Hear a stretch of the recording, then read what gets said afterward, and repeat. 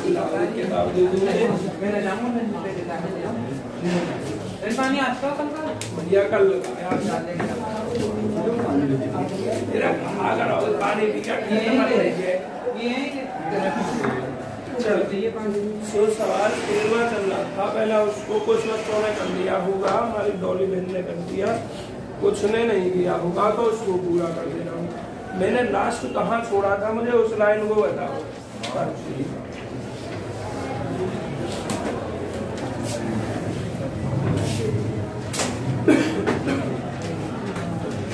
तुमने फॉर्मूला अपने आप लगाया है या मैंने लगा दिया था यहाँ तक मैंने लगा दिया था देखो जिसका मान निकालना है वो मैंने ऐसे लिख दिया सेम एडजस्ट लगा था एक्स बराबर माइनस ए से प्लस 1/2 भाई ब्रैकेट वगैरह का ध्यान रखना y/v under root 1 minus x square बटे a square minus y square बटे b square plus 1 minus x square बटे a square sine inverse y upon b under root 1 minus x square upon a square और इस पर limit कितनी है किसकी limit है y की होगी 0 से b upon a under root a square minus x square और इंटू एक्स डीएक्स जरा देखो इतना ही है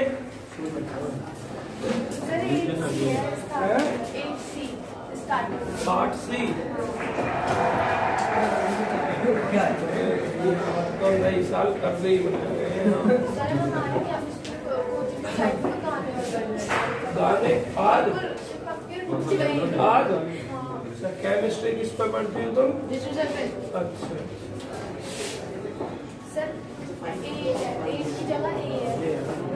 यहाँ यहाँ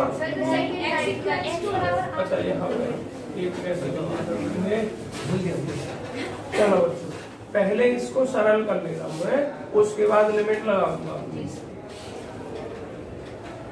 लिमिट किसके स्थान पर लगानी है हमें बाई के स्थान पर लिमिट लगानी है तो बाई एक तो यहाँ आएगा एक यहाँ आएगा और एक यहाँ आएगा तो देखिए जरा बाई के स्थान चलो लिमिट में साथ ही साथ लगा रहा हूँ बाई के स्थान पर बी और बटे कितना बी है पहले से और अंडर रूट कितना a square minus x square by upon b हो गया जरा इसको देखो थोड़ा ध्यान से ये क्या है 1 minus x square upon a square minus 1 बटे बी स्क्वायर और बाई इसका वर्ग करोगे आप तो ये बी स्क्वायर बटे ए स्क्वायर और a square minus x square b by square बटे बी स्क्वायर पूरा हो गया ना प्लस 1 माइनस एक्स स्क्वायर बटे ए स्क्वायर साइन इनवर्स देखो बाई का मान बी बटे ए और बी है पहले से है यहाँ under root a square minus x square और बटे देखो ये ए स्क्वायर माइनस एक्स स्क्वायर इसको भी एलसीएम लेके लिख रहा हूँ मैं under root a square minus x square और जब ए स्क्वायर का एलसीएम लूंगा तो ए हो जाएगा ये लिमिट कौन सी रही हमने अपर लिमिट रख दी अब हमें क्या रखनी है लोअर लिमिट रखनी है लेकिन लोअर लिमिट किसमें रखनी है मिडिल ब्रैकेट में एक काम करते हैं जो 1/2 है सबके बाहर है तो इस 1/2 को बाहर लेके कितना लिख दूं 4c तो ये 1/2 यहाँ से खत्म और इसको इस ब्रैकेट में लिख दिया मैंने बड़ा ब्रैकेट डाउन लिख दिया अब लोअर लिमिट लगा रहा हूँ अब देखो बाई आर 0 लगाऊंगा तो ये टोटल 0 हो गया और बाई आर 0 लगाऊंगा तो अब ये भी 0 हो गया तो लोअर लिमिट पर 0 तो ये खत्म और यहीं पे आप लिख दो फिर x into dx 4c x बराबर माइनस ए से x बराबर प्लस ए अब यहाँ देखो ये खत्म बी स्क्वायर से बी स्क्वायर अब मैं ए स्क्वायर के अंदर गुणा करूंगा तो +1 हो जाएगा और ये माइनस एक्स स्क्वायर बटे ए स्क्वायर हो जाएगा। अब इसकी गुणा करूंगा तो है -1 और ये +x स्क्वायर बटे ए स्क्वायर। तो कहने का मतलब 1 से 1 कट जाएगा, इससे 1 कट जाएगा। कपिल समझ में आ गया? देखो ध्यान से, बी स्क्वायर से बी स्क्वायर कटा, बाहर माइनस लग रहा है, ए स्क्वायर को अंदर पहुंचाऊंगा तो ए स्क्वायर बटे ए स्क्वायर 1 माइनस प्लस -1 ये प्लस का कट गया। और जब 1 बटे ए स्क्वायर की यहाँ पहुंचेगी एक्स स्क्वायर बटे ए स्क्वायर, यहाँ भी माइनस यहाँ भी माइनस, प्लस एक्स स्क्वायर बटे ए स्क्वायर ये माइनस का, तो ये पूरा का पूरा टर्म क्या हो गया 0। अगर ये 0 हुआ तो ये पूरा पोर्शन 0 हो गया। आगे समझ में नहीं हुआ आया? तो देखो बी से बी कटा, एक साथ पूरा इतना भी नहीं लिख रहे डायरेक्ट, इसको 0 लिख दिया इस टोटल को प्लस। अब यहाँ देखो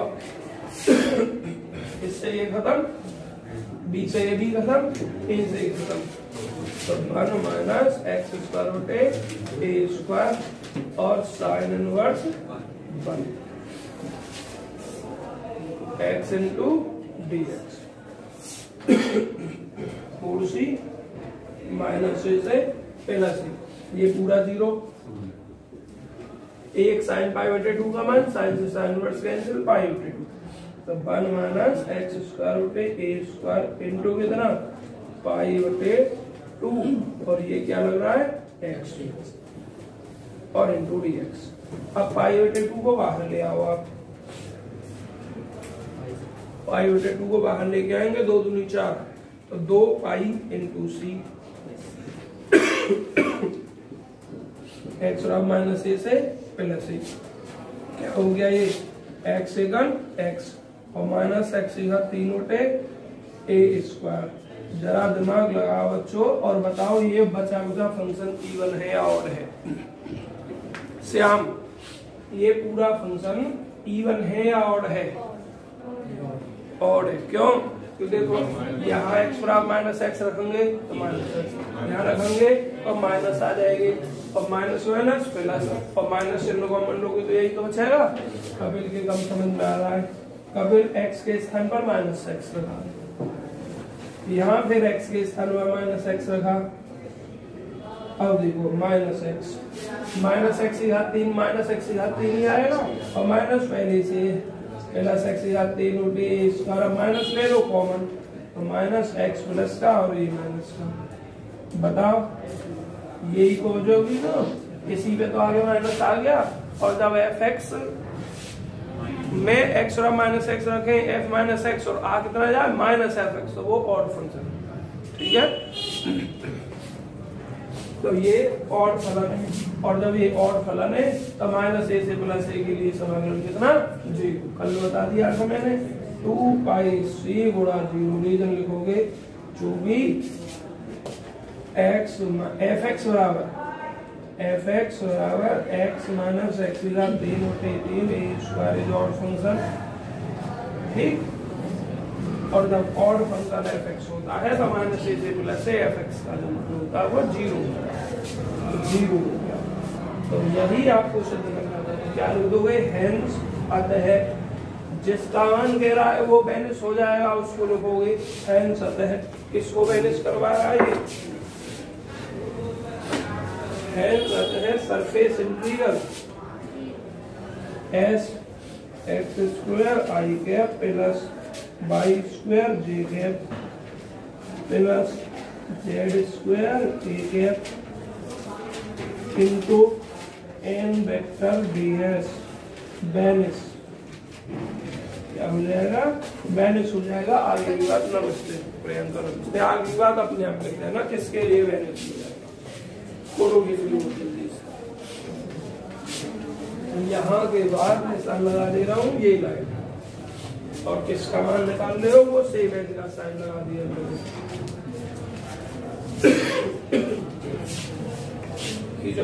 इसकी बात है। हाँ इसके बाद पहले थ्योरम डाइवर्जेंस था,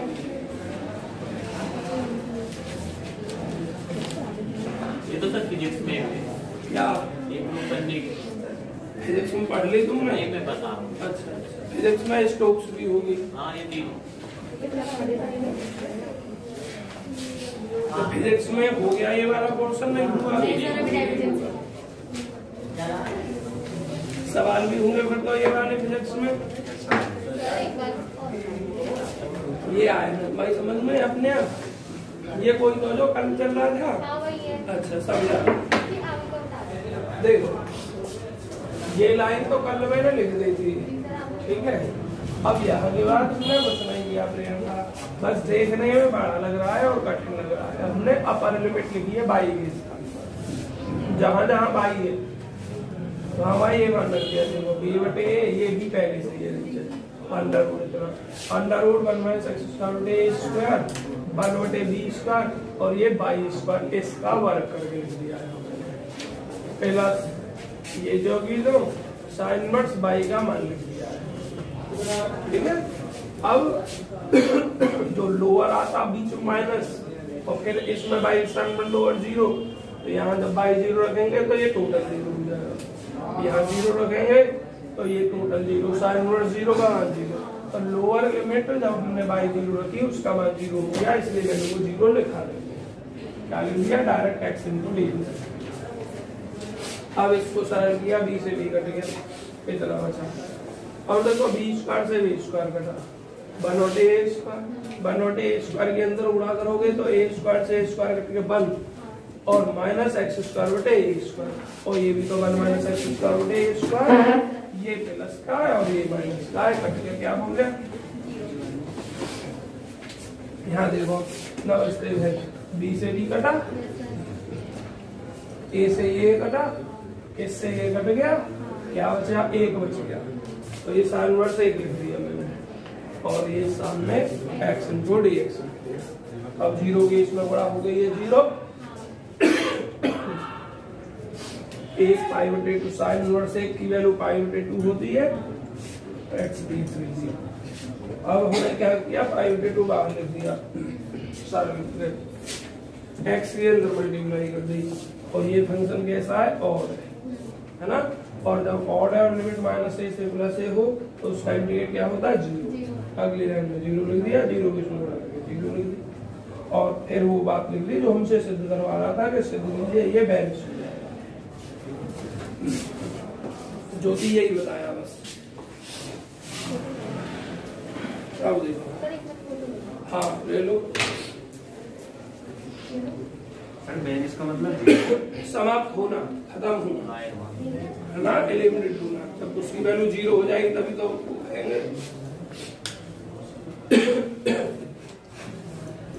हो गया।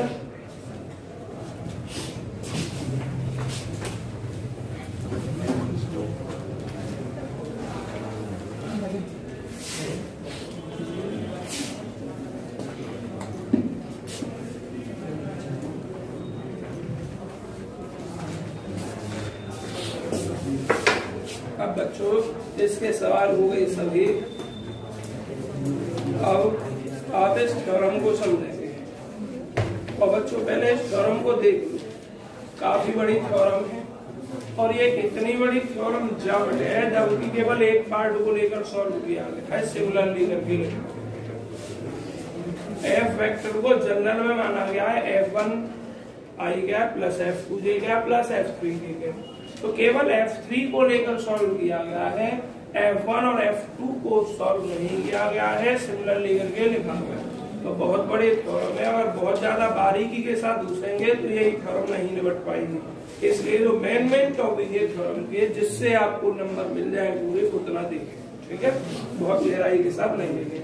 और जो सरफेस इंटीग्रल का पिछला सवाल जिसमें आप ये कह रहे थे कि सर जी कहीं तो n बराबर जे ले लेता है, कहीं n बराबर i ले लेता है, कहीं n बराबर k ले लेता है, वो अब आपके सवाल जो मैंने सरफेस इंटीग्रल का पढ़ाया है डायवर्जेंस थ्योरम में, उसमें आपको क्लियर हो गया होगा।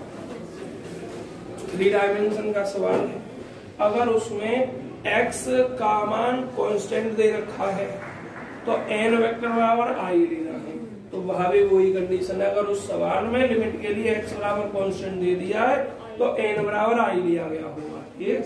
अगर उस सवाल में पीछे y का मान कांस्टेंट दिया गया हो कहीं तो n बराबर j लेना था, और उस सवाल में अगर उसका z का मान कांस्टेंट दिया गया होगा तो n वेक्टर का मान k लिया गया। आ गया ना समझ में वो बात? तो मैंने वहां डिस्कशन इसीलिए नहीं किया था कि ये आगे हमें करना पड़ेगा। तो बच्चों ज्यादा बारीकी चीज नहीं देखनी है, इस थ्योरम की मेन देखें आपको क्या लिखना है। Divergence theorem of Gauss, divergence theorem of Gauss, Gauss की डाइवर्जेंस। सबसे पहला स्टेटमेंट, बच्चों स्टेटमेंट अपने आप लिख लेना बुक से, बस एक बार समझ लीजिए, मैं बस प्रूफ में लिखूंगा क्या लिखना है। पहले देखो, suppose V is the volume, V क्या है? वॉल्यूम है। बाउंडेड किसके द्वारा बाउंडेड है? By a closed piecewise smooth surface S के द्वारा बाउंडेड है। सपोज हम मान रहे हैं कि F जो है XYZ एक वेक्टर फंक्शन है of position which is continuous, जो continuous and has continuous first partial derivatives रखता है in V में। मतलब अगर फंक्शन XYZ का है तो पार्शियल डेरिवेटिव तो निकाले जाएंगे। x के रेस्पेक्ट में करोगे तो y z के रेस्पेक्ट को कांस्टेंट माना जाएगा, y के रेस्पेक्ट करोगे तो x z को, z के रेस्पेक्ट करोगे तो x और y को कांस्टेंट माना जाएगा। देन तब आपका वॉल्यूम इंटीग्रल इतना होता है। और n वेक्टर के बारे में बताया है, where n vector is the outward, n vector बाहर की तरफ खींचा गया, आउटवर्ड ड्रॉन बाहर की तरफ खींचा गया, यूनिट एकांक नॉर्मल वेक्टर है किस पर? S पर। ठीक है, तो ये आपको दे रखा है, इतना स्टेटमेंट लिखना है। बस नीचे की लाइन आपको कट कर देनी है, since f vector dot n vector, ये वाली लाइन नहीं लिखनी है। अब इस थ्योरम में ही नीचे प्रूफ करने से पहले ये वाला पोर्शन और लिखना है, मैं आपको इसको सब लिख रहा हूँ, बोर्ड पर समझा रहा हूँ। एक तो स्टेटमेंट लिखोगे वो वाला जो मैंने अभी बताया है, उस स्टेटमेंट जितना बताया उसके बाद आपको लिखना है Cartesian equivalent, Cartesian equivalent of divergence.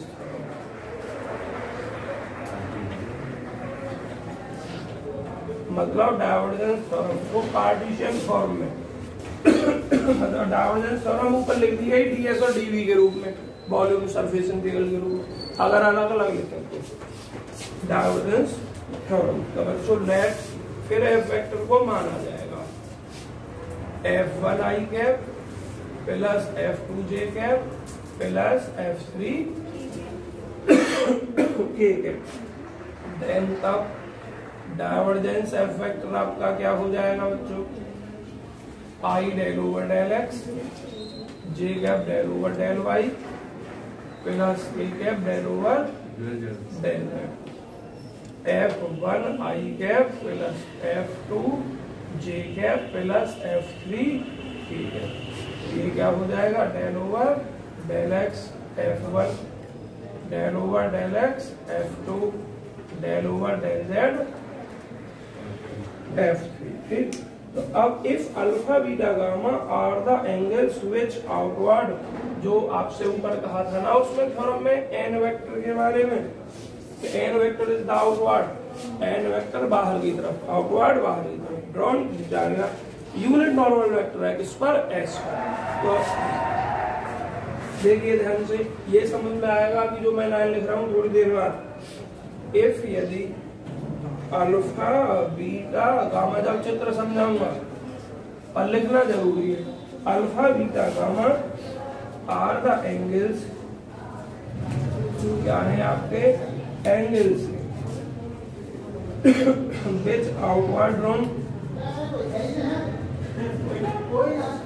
Which outward drawn unit normal angle n vector. भाई यह थ्योरम बड़ी है, एक डाल दो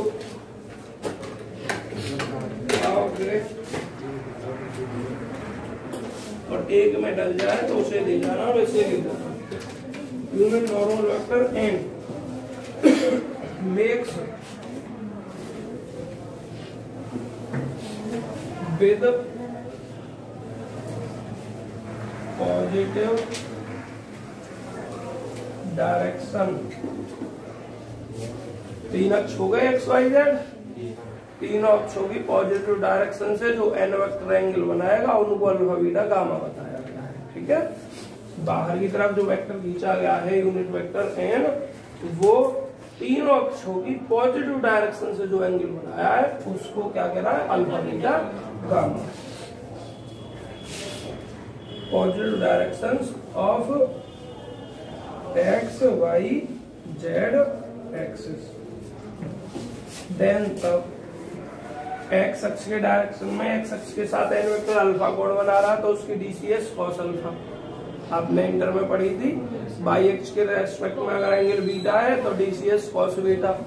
तो देन तब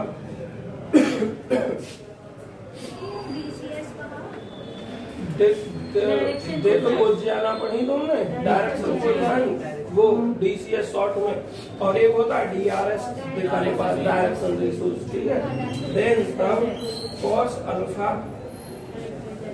कॉस बीटा कॉस गामा और डायरेक्शन कोसाइन डीसीएस मतलब direction cosines of n vector की एंड और बी है, और हम रखते हैं क्या रखते हैं, n vector is equal to cos alpha. भी है एक बात समझानी थी आपको, आप भी कंफ्यूज हो रहे होंगे। आप क्या कंफ्यूज हो रहे होंगे कैसे जी, जब हमने पढ़ा था इंटर में तो कोई वेक्टर जैसे हमने पढ़ा था ये वेक्टर, तो हमने पढ़ा था एक्स आई कैप वाई जे कैप और जे जेड के, तो हमने तो आई कैप जे कैप के कैप के गुणांकों को देख अनुपात पढ़ा था। यहाँ आप इनको डीसीएस बता रहे हैं। अगर ये वेक्टर यूनिट वेक्टर है तब जो आई कैप जे कैप के कैप के गुणांक जो हैं वो डीसीएस कहलाएंगे। अगर ये वेक्टर यूनिट वेक्टर नहीं है तो आई कैप जे कैप के कैप के जो कोफिशिएंट हैं ये डीआरएस कहलाएंगे। समझ में आया? ये इंटर में भी आपको बताया गया होगा। बिल्कुल सुनो, आपने r vector is equal to लिखा होगा 2 i cap plus 3 j cap plus 4 k cap. अगर ये r vector unit normal vector नहीं है, मतलब एक अंक हिंदी में पढ़े थे सीबीएसई में, अच्छा तो आपने पढ़ा होगा कि अगर ये यूनिट वेक्टर नहीं है, एक अंक सदिश नहीं है, तब तो आपने इसको दिक अनुपात बोला होगा, डायरेक्शन रेशो डीआरएस। ठीक, लेकिन आपने पढ़ा होगा अगर ये वेक्टर जो है आपका यूनिट वेक्टर है तो फिर ये ही जो कोएफिशिएंट्स हैं इनको आपने डीसीएस पढ़ा होगा, डायरेक्शन कोसाइन पढ़ा होगा। ठीक है, दोनों का अंतर क्या कि अगर ये वेक्टर कैसा है यूनिट वेक्टर है तब ये जो कोएफिशिएंट है डीसीएस है, और अगर ये यूनिट वेक्टर नहीं है तो फिर ये केवल डीआरएस है। देखा, ठीक है। तो देखिए अब ध्यान दें, तो अब f vector dot n vector क्या हो जाएगा, क्योंकि थ्योरम में f vector dot n vector into ds है, तो और हम कार्टेशियन फॉर्म में ऊपर जो स्टेटमेंट लिखा है वो लिखा है जनरल फॉर्म में डीएस इंटू डीवी। अब कार्टेशियन फॉर्म का मतलब हम डीएस को खोल रहे हैं डीएक्स डीवाई डीजेड, डीवी को भी डीएक्स डीवाई डीजेड इनके रूप में खोलकर लिखना चाह रहे हैं। तो पहले f vector dot n vector को लिखना है। एफ वेक्टर हमने कितना आना है, F1 आई कैप प्लस F2 जे कैप प्लस F3 के कैप, और एन वेक्टर आपका ये ऊपर है कॉस अल्फा ये कॉस अल्फा आई कैप कॉस बीटा जे कैप कॉस गामा के कैप। बच्चों बाद में तो मल्टीप्लाई करोगे तो ये F1 कॉस अल्फा होगा, F2 कॉस बीटा हो जाएगा, और ये F3 कॉस गामा हो जाएगा। देखो इतना हो गया। तो सो अब इसको क्या लिख दोगे, हैंस अतः। पहले लेफ्ट हैंड में वॉल्यूम इंटीग्रल लिखा गया था, वॉल्यूम इंटीग्रल को क्या लिखोगे आप, del into f vector into dv. लेकिन अब इसको हम कार्टेशियन फॉर्म में लिखना चाह रहे हैं, मतलब अलग अलग फॉर्म में। तो ये डी एफ को डेल एफ को आप कितना लिखोगे, ये वाला मान, ये वाला मान लिख दोगे। क्या है इसका मान, डेल ओवर डेल एक्स। तो जो आप कह रहे थे यहाँ ये डायरेक्ट लिख रहा है, उसमें सवाल इस फॉर्म में ही दे रखा था, डेल ओवर डेल जेड और F3 कार्टेशियन फॉर्म में लिख रहे हैं। तो dx dy और dz ये भी खोल दिया। अब सरफेस इंटीग्रल पे आ जाओ ऐसे ही। तो सरफेस इंटीग्रल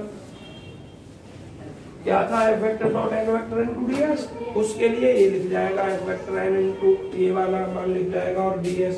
तो ये f1 क्या है इसका मान, ये रहा f1 cos alpha, f2 cos beta plus f3 cos gamma और इनटू कितना ds।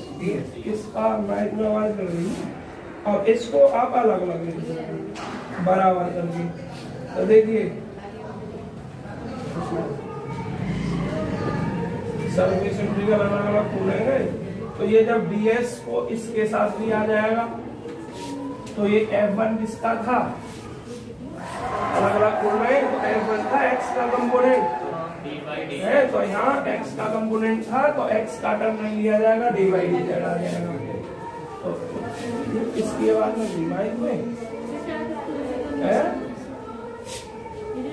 नीचे से अच्छा ये a के बी में नीचे ये बुद्धा वाले पागल है, फिर तो लगी जाएगी सर कहीं नौकरी सब। देखो अलग अलग लिख दो, इसको लिख दोगे f1 और ये किसमें चला गया cos अल्फा ds, ये चला गया dy dz dy dz।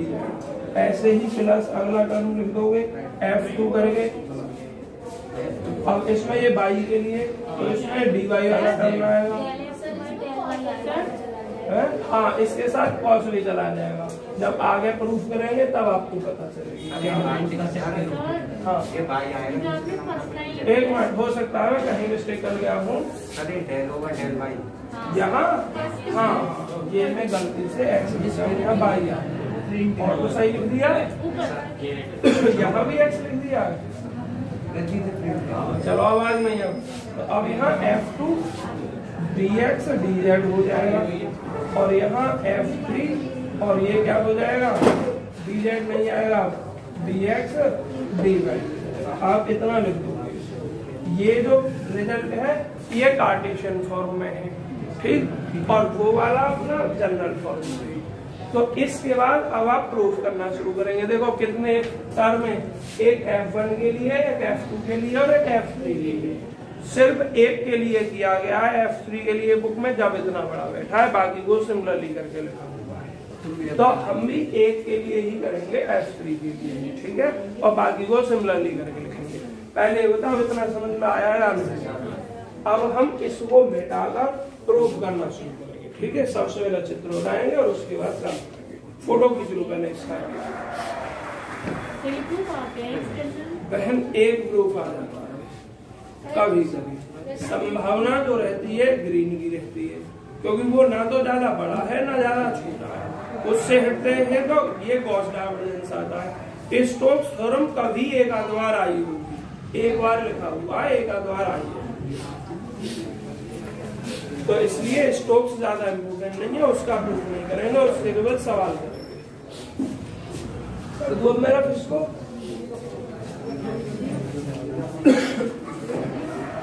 देखो इसको मेरा फाड़ दिया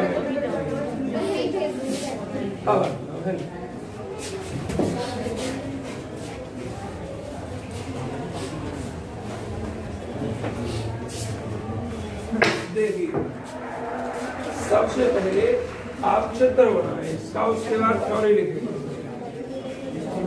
भाई आवाज बंद कर लो आप सब। x y और ये z और ये o।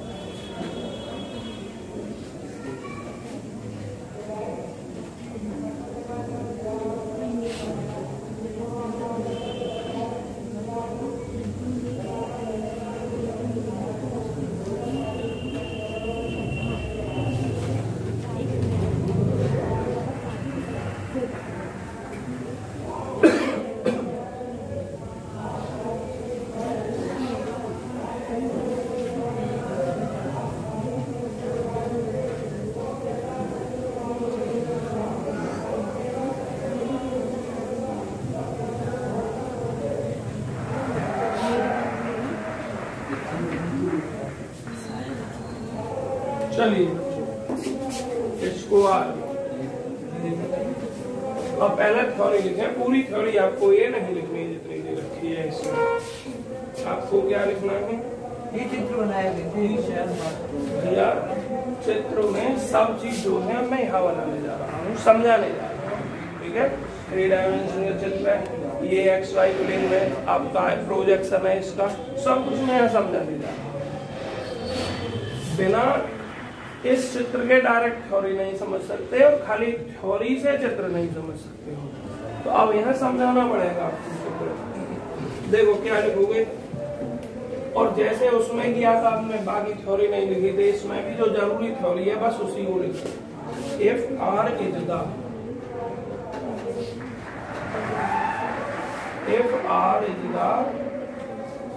Orthogonal projection, r orthogonal projection है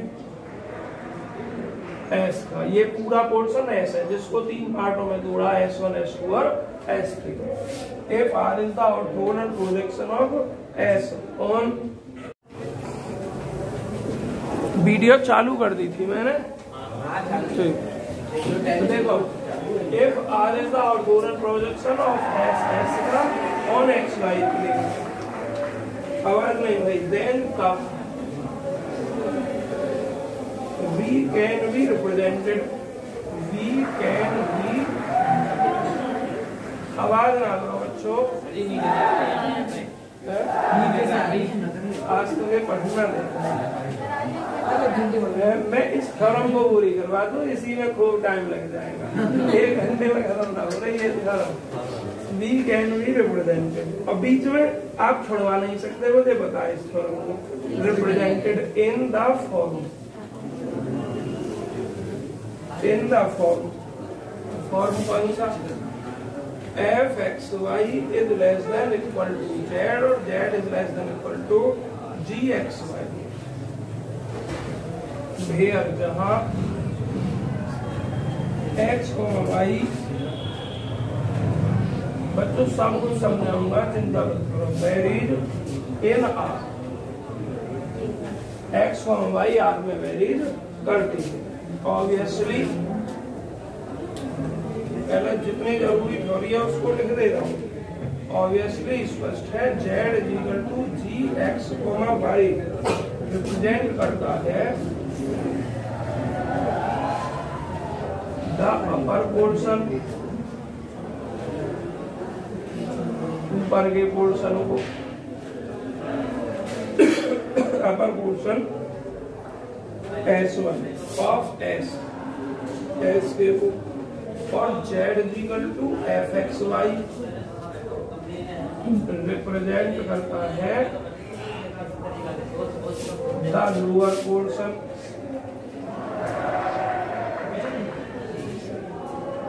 S2 of S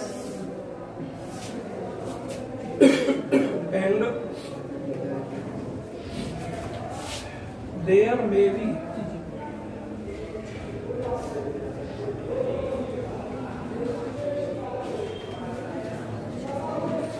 remaining vertical portion,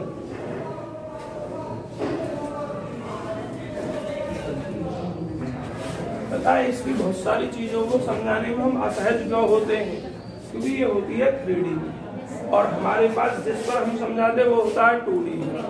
तो 2D पर 3D की सब चीजों को कैसे समझाया जाए, इसलिए थोड़ी सी असहजता महसूस होती है।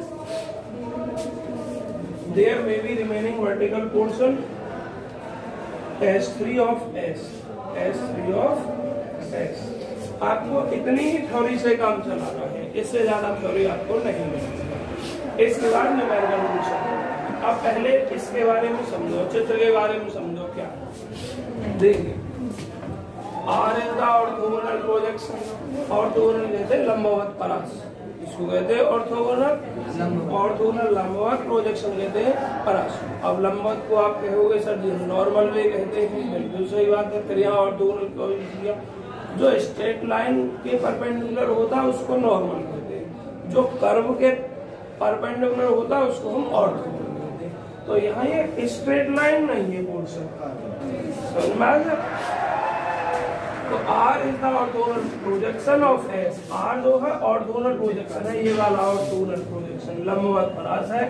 और किस पे? XY प्लेन में। ये जहां R है वो XY प्लेन ही तो है आपका, तो ये लिख दिया XY plane. Then the B can be represented. B जो वॉल्यूम है, B इसके लिए बोला है पूरी पार्ट में। और B किससे बना है? बहुत छोटे छोटे कर्वों से मिलकर बना है। उसमें स्मूथ कर्व है S टाइप के, और S को भी 3 पार्टों में तोड़ दिया गया, S1 S2 S3। तो जो B है जनरल वॉल्यूम जिसके लिए कहा था, उसने सबसे पहले वॉल्यूम क्या कहा था स्टेटमेंट में? Suppose B is the volume bounded by. V क्या है? वॉल्यूम है, किसके द्वारा बाउंड है? Close piecewise smooth surface S के द्वारा, इस S के द्वारा। तो V को हम रिप्रेजेंट कर सकते हैं इन द फॉर्म, किस फॉर्म में रिप्रेजेंट कर सकते हैं कि ये Z प्लेन में, तो जनरल में हम Z से नोट कर रहे हैं। तो Z क्या लिखा? fxy से बड़ा बराबर और gxy से छोटा बराबर। अब ये या तो हमने 3 पार्टों में तोड़ा है, एक ये रहा पार्ट, एक ये रहा पार्ट और एक वर्टिकल पोर्शन है। तो जो fxy है Z उससे छोटा, नहीं उल्टा बोल गया, Z उससे बड़ा और gxy से छोटा। तो अगर Z को जनरल में यहाँ एक पॉइंट पर नोट करूं तो Z fxy से बड़ा, तो मतलब नीचे वाले से ही तो बड़ा होगा। तो fxy कौन सा होगा? नीचे वाला। और छोटा किससे होगा? ऊपर वाले से। तो gxy कौन सा होगा? ये ऊपर वाला होगा।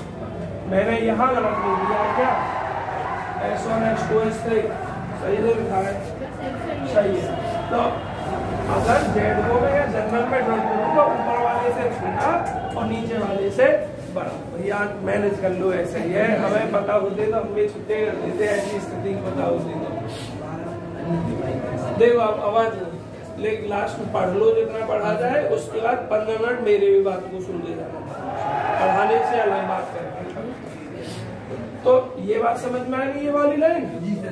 जहाँ XY वैरी, XY वैरी करेंगी R, तो ये XY प्लेन तो है।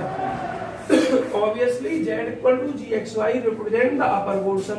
बता तो दिया, ये वाला पोर्शन gxy अपर पोर्शन, और Z equal to fxy represent the lower portion. Lower को S2 से डॉट किया, अपर को S1 से, और एक और तीसरा पोर्शन बच गया, ये S3 डॉट कर दिया, वर्टिकल पोर्शन हो गया आपका।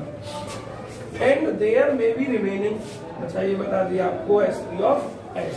अब ध्यान से सुनेंगे आप सभी। ये जो एंगल का निशान लगाया मैंने, इसके बारे में सुना, ये कैसे लगाया, क्या लगाया है भाई? जनरल किसके एलोंग चल रहा है? Z के एलोंग चल रहा है। तो यहाँ जनरल है, ये मैंने Z के एलोंग मतलब पैरेलल साइड। तो जब इसके एन वेक्टर क्या है? आउटवर्ड है। उसके component N1 N2 N3 outward. तो जब यहाँ से ऊपर की तरफ आउटवर्ड खींचेंगे तो ये जो एंगल होगा क्या होगा? न्यून कोण होगा, एक्यूट एंगल, सॉरी इंग्लिश वालों के लिए एक्यूट एंगल। तो ये जो गामा 1 है, ये गामा 2, ये गामा 1, गामा 1 होगा। देखो मैं यहाँ समझा दे रहा हूँ, बाद में नहीं समझाऊंगा। तो इस गामा 1 को किसके लिए लेंगे? एक्यूट एंगल के लिए। एक्यूट एंगल क्या होता है? 0 से बड़ा और 90 से।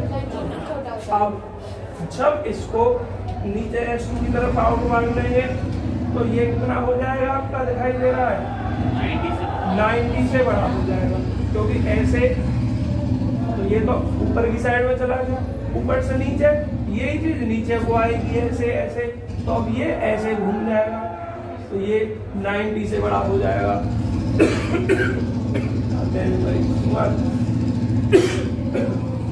अब जो 90 से बड़ा जो होता है उसको क्या कहते हैं? ऑब्ट्यूज कहते हैं। तो ये जो गामा 2 मैंने लिखा है, ये मेरे बच्चों ऑब्ट्यूज एंगल है। और ऑब्ट्यूज एंगल को गामा 2 को कहाँ लिख दूं? इधर लिख दे रहा हूँ, बड़े ढंग से उतारना है, मतलब फोटो खींच रहा था। ये गामा 2 ऑब्ट्यूज एंगल है,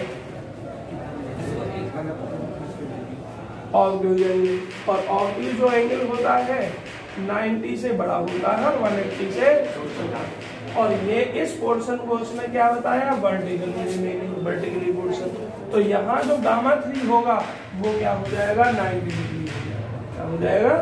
तो इधर गामा 1, इधर गामा 2, और इधर मैंने लिखा नहीं गामा 3, ये 90 डिग्री। समझ में आया? अब तीनों तरफ बाहर की तरफ ही आपको ड्रॉ करना है एन वेक्टर का कंपोनेंट भी। कोई भी वेक्टर है 3 कंपोनेंट में टूटेगा, एक्स के रेस्पेक्ट, वाई के रेस्पेक्ट, जेड के रेस्पेक्ट, जेड एक्स के रेस्पेक्ट में ऊपर की तरफ, और इसके लिए नीचे की तरफ, और इसके लिए बाहर की तरफ। तीनों, एक एक्यूट, एक ऑब्ट्यूज और एक राइट एंगल 90 वर्टिकल। हमने कार्टेशियन फॉर्म में तोड़ा था आपको F1 F2 F3, F3 के लिए लेकर करके चल रहे हैं। इसके लिए करके चल रहा है, क्यों चल रहा है? क्योंकि ये हमने जेड अक्ष के पैरेलल किया है।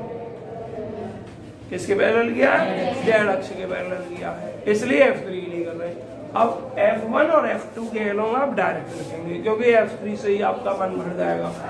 देखिए अब B है। हाँ। ये जो आपने एंगल लिए है गामा 1 गामा 2, इनका एन वेक्टर किससे बनाए हैं?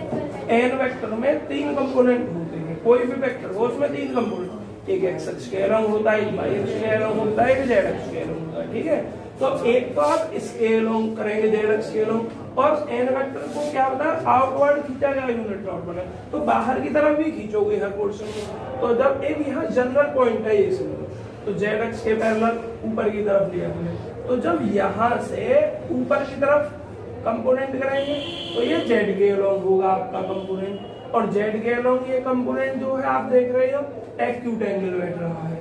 ये दूसरा जो है, अब तुम कहोगे N1 क्यों लिया, तो ये पोर्शन हमारा S1 में है और ये पोर्शन किसमें हमारा S2 में, तो ये जो एंगल होगा यहाँ तक का पोर्शन था ऊपर चला गया आपका, और आउट चल रहा है हम इस पोर्शन में नीचे की तरफ। तो जब नीचे की तरफ ऐसे चलेंगे इधर, तो ये सब ऑब्ट्यूज एंगल बैठेंगे, तो ये ऑब्ट्यूज एंगल गामा 2 हो गया, और ये पोर्शन वर्टिकल बताया गया है, रिमेनिंग पोर्शन वर्टिकल।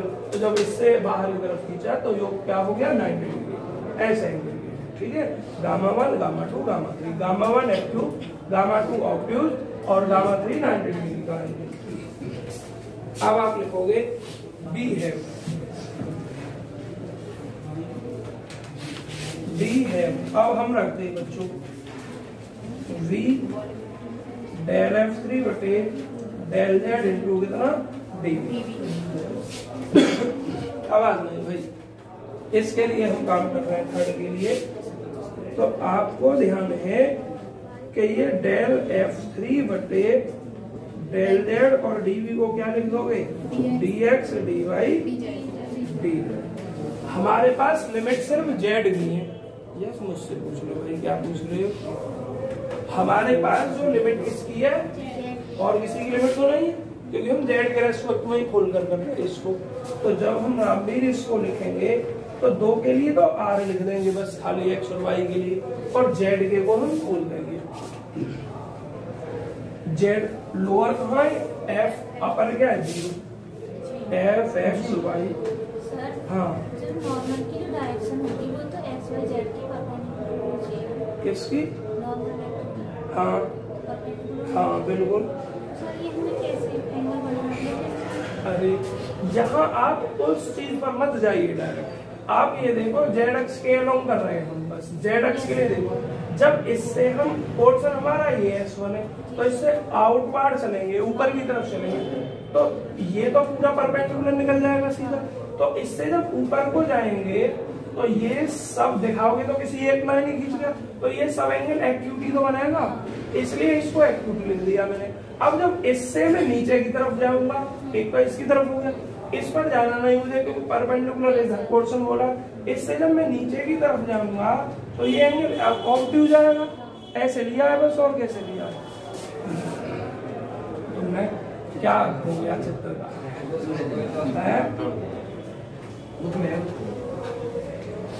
अब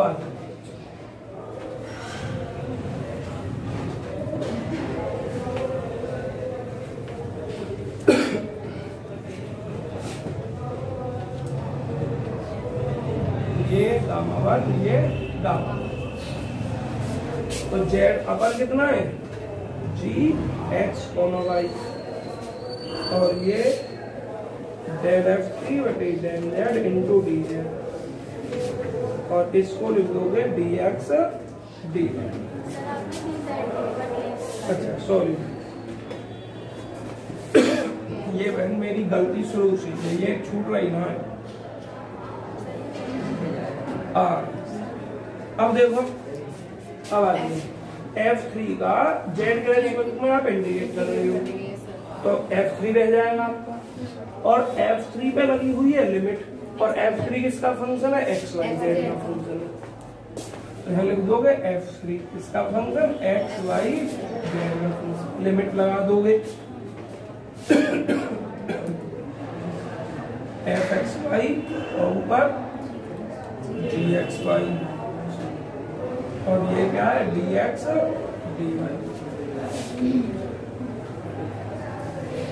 f3 x, y और gx, y। बच्चों यहाँ ये छोटा ब्रैकेट है तो यहाँ इस बड़े को लगा मिडिल को। अब लोअर f3 x, y और ये fx, y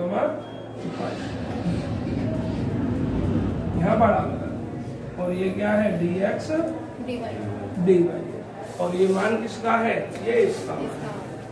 अब पहले आप इतना फोटो खींच लीजिए, वॉल्यूम इंटीग्रल डेल f3 बटे डेल z और इनटू डी, और इसको कोई एक इक्वेशन बनाने से पहले इस r को अलग अलग लिख दो दोनों पे, dxy dy इस पे भी, तब इक्वेशन हम बनाएंगे,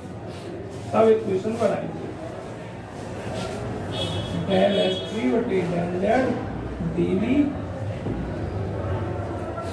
f3 xy gxy dx dy minus f3 xy fxy और dx dy, और इसको इक्वेशन नंबर मान लो 1। देखो पूरा आ रहा है रिकॉर्डिंग में, नहीं आ रहा?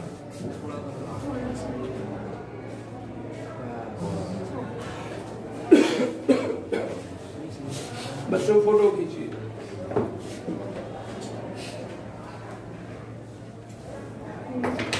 अब जो ये गामा 1, गामा 2, गामा 3 है, N1 N2 N3 है, अब इनका यूज देखो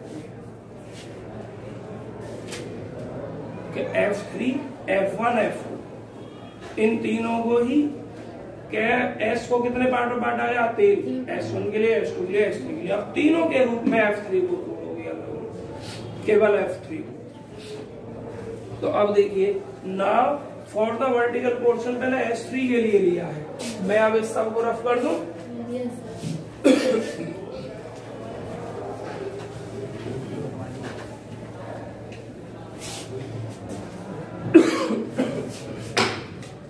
एक बार S3 के लिए, एक बार S1 के लिए, एक बार S2 के लिए, तो लिखेंगे अब यहाँ now for the vertical portion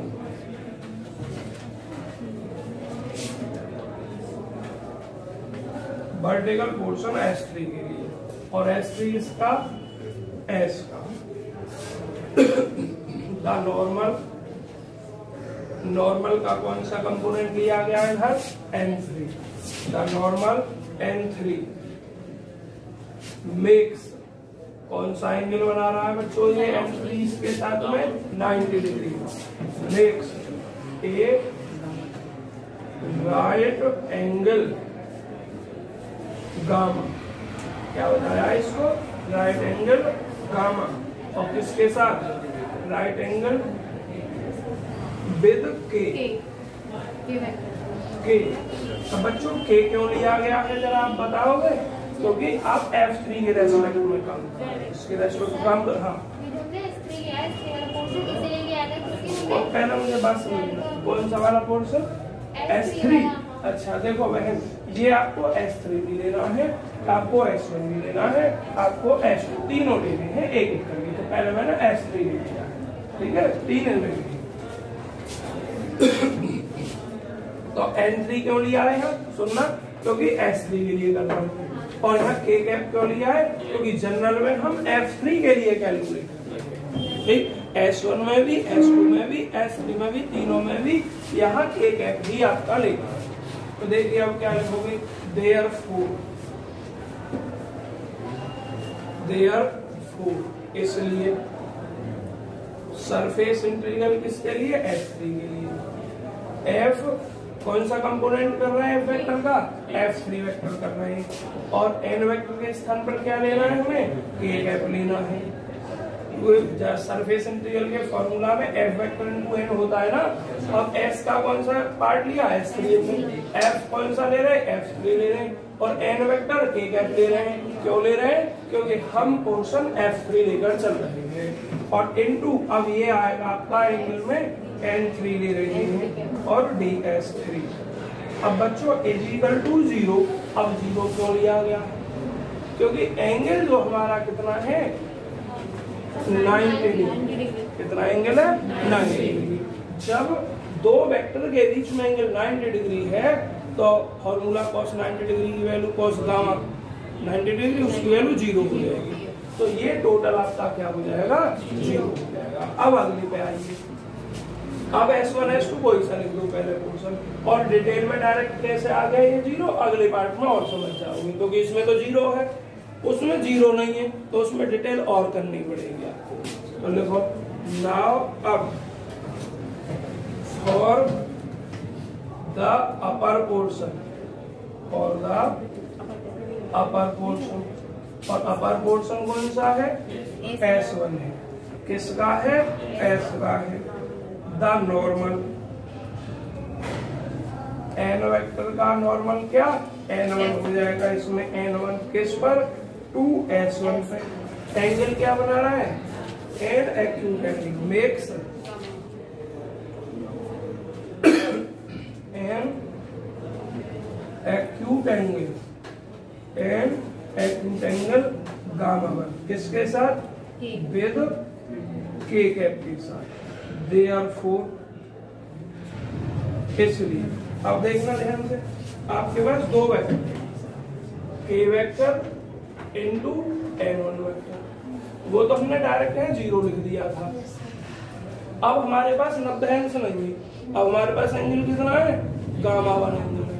तो फॉर्मूला क्या लिखते हैं, यूनिट वेक्टर ये भी यूनिट वेक्टर है। अरे दो वेक्टर, ए वेक्टर डॉट बी वेक्टर, इनका डॉट प्रोडक्ट क्या होता है, ए वेक्टर का मापन बी वेक्टर का मापन इनटू cos थीटा। थीटा की जगह यहाँ क्या लिख देंगे, गामा।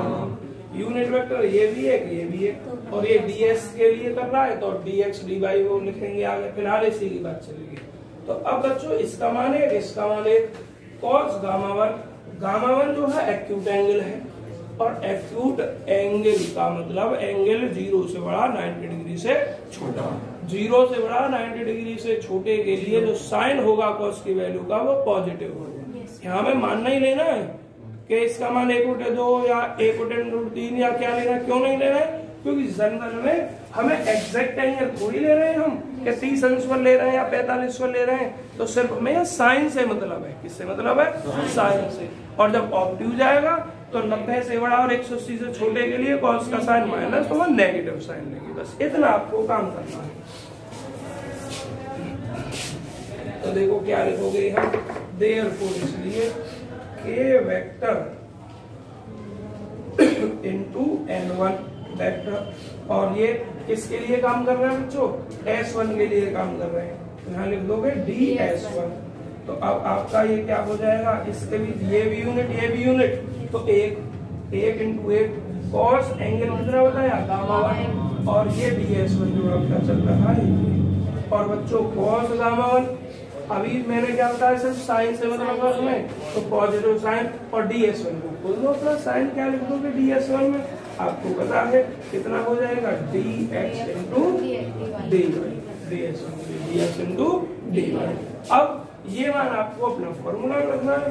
तो क्या लिखोगे, देयरफॉर इसलिए सरफेस इंटीग्रल S1 किसके लिए, F3 के लिए, और इसके साथ ना कंपोनेंट है इसलिए वेक्टर ना, F3 क्या बताया मैंने, k वेक्टर, n1 वेक्टर, और कितना ds1, मतलब इसके साथ में यहाँ बस ds1 आ जाएगी। अब आगे जब ds1 का मान लिखोगे, अब तुम अपना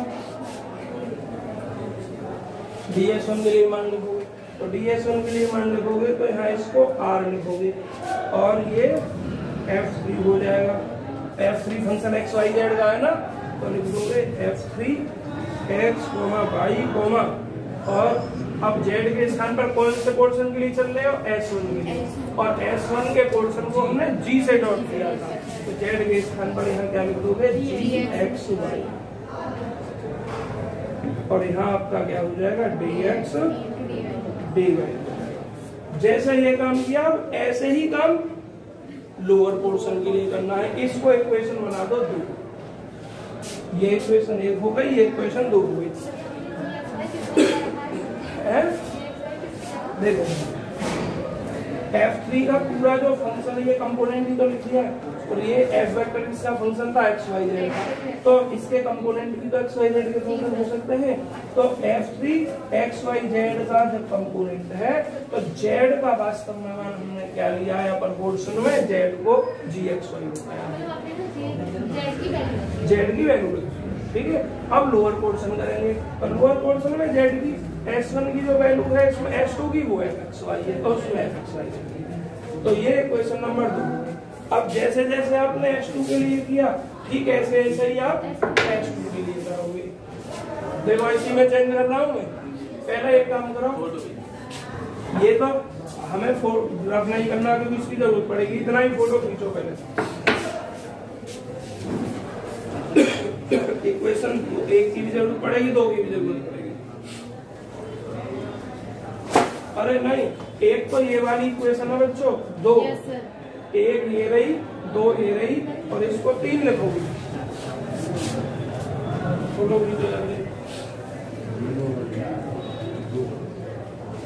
हो गया। अब हमें कौन सा मिटाना है?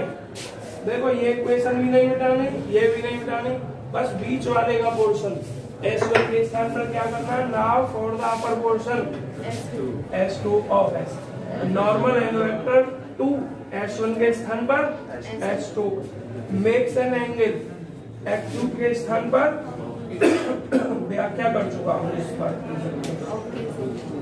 ऑफ डू एंगल गामा 1 के स्थान पर क्या मान रखा है? गामा 2 वेदर के है, देयर के वेक्टर डॉट n1 इसके स्थान पर ये और चेंज होगा, इसका ध्यान नहीं दिया, n2 तो यहाँ के वेक्टर डॉट n2 और ds1 के स्थान पर है ds2। अब देखिए जब इसका डॉट प्रोडक्ट लगाएंगे, इसका मोड दोनों का एक, और फिर एंगल कॉस दोनों के बीच का एंगल गामा 2, यहाँ गामा 2 और यहाँ देखो ये गाइडलाइन है या नहीं है? अपर की जगह लोअर मैंने क्या लिख दिया? अच्छा अपर, हाँ ये मेरी गलती है, अपर की जगह लोअर करना है, लोअर। तो देखो अब आज में गामा 2 ये क्या लिख दिया मैंने? गामा और अरे यहाँ पे भी गामा ही गामा लिख दिया है, और तो देखो क्या कर दिया मैंने? S2 और the lower portion S2 of S, the normal check कर ले रहा हूँ, यहाँ सही लिखा है, मेक्स एन कीजिए, ठीक है। देखो लिखने, अब बच्चों इसकी जो वैल्यू होगी माइनस, सिर्फ केवल माइनस से गुणा भी करना है, तो माइनस ds2, और ds2 के स्थान पर क्या लिख दोगे? dx dy, dx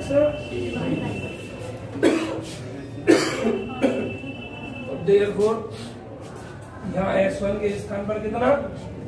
S2, F3 k cap, N1 के स्थान पर N2, S1 के स्थान पर ds2 R रहेगा, यहाँ F3 xy इसके स्थान पर fxy, और ये अपना जो तो dxy माइनस हो गया, तो माइनस यहाँ लिख दूँ एक लाइन डायरेक्ट ही आ गया।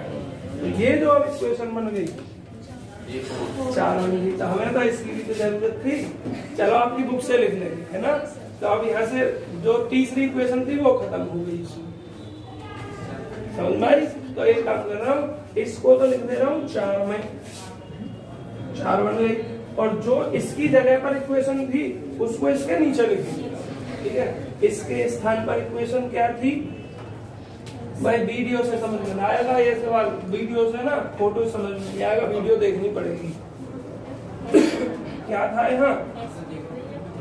और F3 था, यहाँ k कैप था, यहाँ N1 वेक्टर था, और यहाँ ds1 था, यहाँ प्लस था और यहाँ f3 ही था और यहाँ x, y और gx, y और ये dx dy। इतना था इक्वेशन नंबर किसमें 3। समझ में आया? ये आपकी इक्वेशन नंबर 1 है, ये आपकी 2, ये आपकी 3, ये आपकी 4। अब इन तीनों इक्वेशन को आप ऐड कर दो। तीनों इक्वेशन क्या करोगे? ऐड करोगे। तो मैं चित्र में डालूं, चित्र से तो नहीं करना है अब आपको कुछ।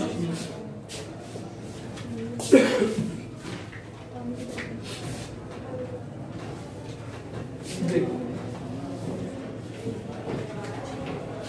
और हमें बस इसकी जरूरत है, इसलिए इसको भी रख रहा हूं। और ऐड करने के लिए बच्चों इन सभी इक्वेशन की जरूरत है, तो शॉर्ट में ही देखना यहाँ की बात। Now adding equation 1 1 second, third and 4 इनको जोड़।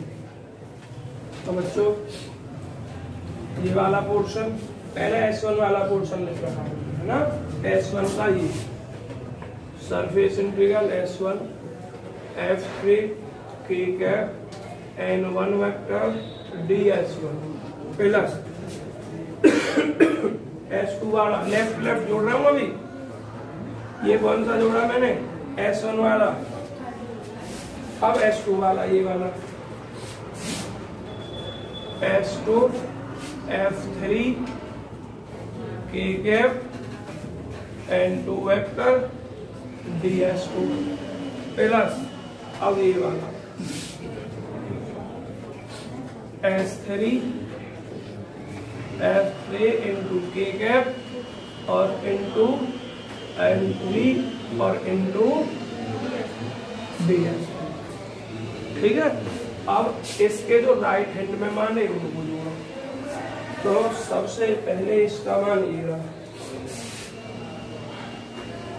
R F3 x, y gx, y कितना dx dy और इसके बाद दे लिया minus R F3 x, y और ये fxy और ये dx dy। और मेरे प्यारे बच्चों इस इक्वेशन का राइट पार्ट क्या है? अब एक बात बताओ ध्यान दीजिए, ये जो मान है ये वाला है या नहीं? F3 xy gxy dx dy minus है या नहीं? ये वाला से जीरो को मैं हटाई दे रहा हूँ। समझ में आ गई कमल? तो इसके स्थान पर आप ये वाला पार्ट लिख दोगे बराबर वॉल्यूम इंटीग्रल डेल F3 बटे डेल Z इंटू, और ये F3 के लिए सरफेस इंटीग्रल बन जाएगा S1 S2 S3। तो सम करेंगे तो S और किसके लिए? F3 के लिए। देखो ये S3 में लिखा होगा लेफ्ट हैंड इसका होगा F3 के वेक्टर डॉट जनरल में N1 N2 N3 के लिए N हो जाएगा आपका। तो ये सरफेस इंटीग्रल हो जाएगा F3 इंटू के कैप और इंटू N वेक्टर इंटू कितना ds। इसको इक्वेशन मान लोगे अब कितनी? 5। जैसा ही F3 के लिए इक्वेशन है ऐसा ही एक F1 के लिए चाहिए, ऐसा ही एक F2। अब मुझे ये बताओ जितना आपने काम किया है क्या इतना 2 बार और करोगे? इसलिए यही आप लिखोगे सिमिलरली। सिमिलरली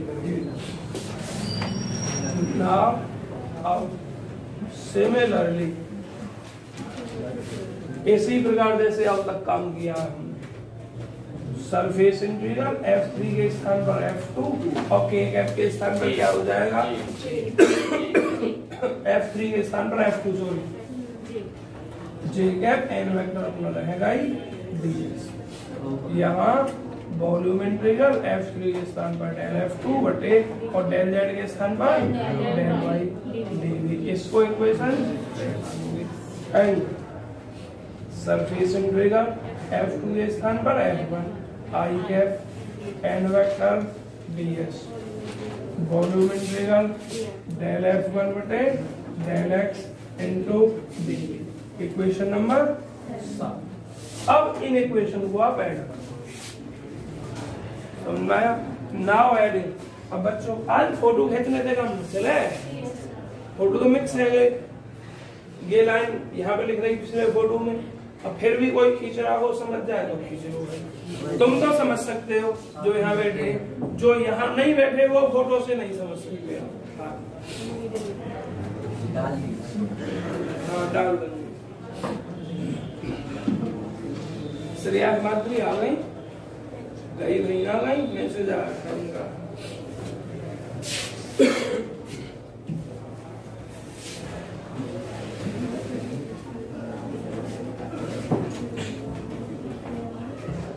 ठीक है, घर वाले जो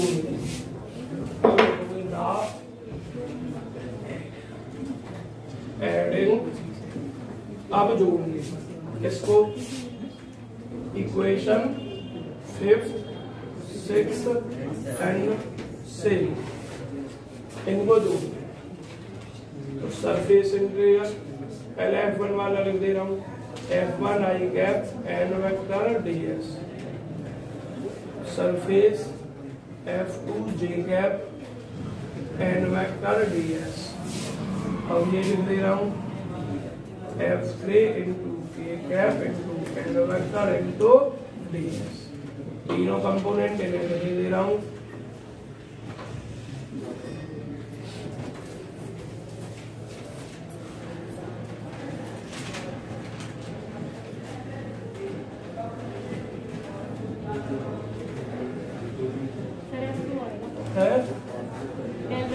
अच्छा हाँ F2 आएगा और ये F3 बटे डेल Z इंटू, अब ये वॉल्यूम इंटीग्रल है, वॉल्यूम इंटीग्रल बन जाएगा ये वॉल्यूम इंटीग्रल और किसका del into F into D, ठीक है। और ये सरफेस इंटीग्रल बन जाएगा इसका F vector dot n vector into ds। यही हमारा हेंस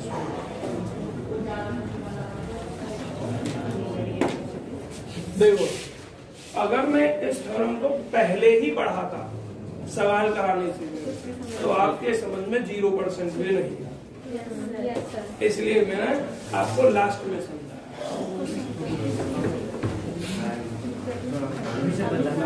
रुक जाओ किताब बंद मत करो, चलिए बताओ ये थ्योरम समझ में आ गई, फोटो वगैरह होगी। चलिए